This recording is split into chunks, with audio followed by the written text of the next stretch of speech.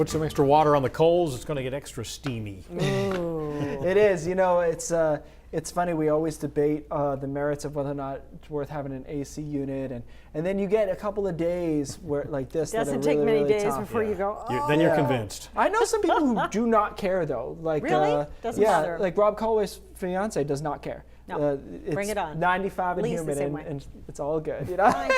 Fine. I get it until I go to bed. Then I don't get it. But dew points in the 60s right now. It's going to be a little sticky tonight, really sticky tomorrow, and we'll go from about 60 to 65 up into the 70s, that oppressive range, through the day tomorrow. We've got a couple of showers out there. We've got a few tweets. Thank you for that. I appreciate what I call ground truth, because some of these showers were so small, it was hard to decipher if they were actually hitting the ground or not. And what I got was a few drops. Is what's hitting the ground. So that's over the mid-coast here. This is more than a few drops over northern Maine, for sure hitting the ground here, coming down at a moderate pace on the way to Presque Isle and through Caribou as well. Those showers, though, die down pretty quickly tonight. And tonight is an interesting evening because we drop our temperatures down into the mid-60s or so around midnight, but then we start going back up through early tomorrow morning, which is not usually how it happens. Usually you get to your overnight low just kind of sequentially or literally through the evening.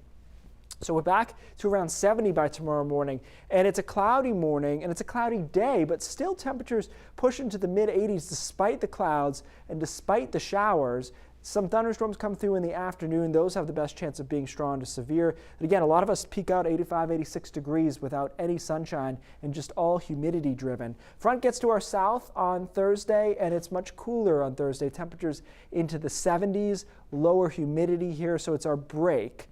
Now over southern Maine, it'll be cloudy with an isolated sprinkle. Over central and northern Maine, it'll be a nice bright day in the 70s, and then back to the warmth for Friday, but tolerable into the low and mid 80s, and then getting really hot on Saturday. We'll talk more about that in a second. There's your front. It's called a backdoor cold front. It's coming in from an odd direction on Wednesday afternoon to Wednesday night. Thursday's your break for the humidity. We break it back in, though, on Friday, and then the signals for Saturday continue to be extremely hot at the mid-levels. There's no reason for us to have a sea breeze. We don't have too many cloud cover issues, and so it is what it is, which is mid-90s to upper 90s for a lot of us, and I think even some low 100s. Freiburg, Sanford, and again, you know, out 25 here into western Maine has the best chance of getting to 100 degrees, which we go sometimes many years. In fact, I meant to look the stats up for this, but in Boston, I know if they get to 100, it'll be the first time in 8 years. So it is not a common occurrence,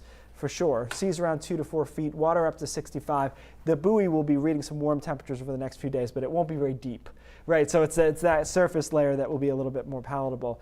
But just, you know, like I said, I don't like to tell people what to do with weather information, but Saturday afternoon is for northern New England into that slightly dangerous category, Right. with a combination of heat and humidity, and there'll probably be some warnings from the National Weather Service to that effect. You know, Yeah. just don't be take it dumb too about lightly. it. Yeah. Just don't take it too lightly. And you'll be fine.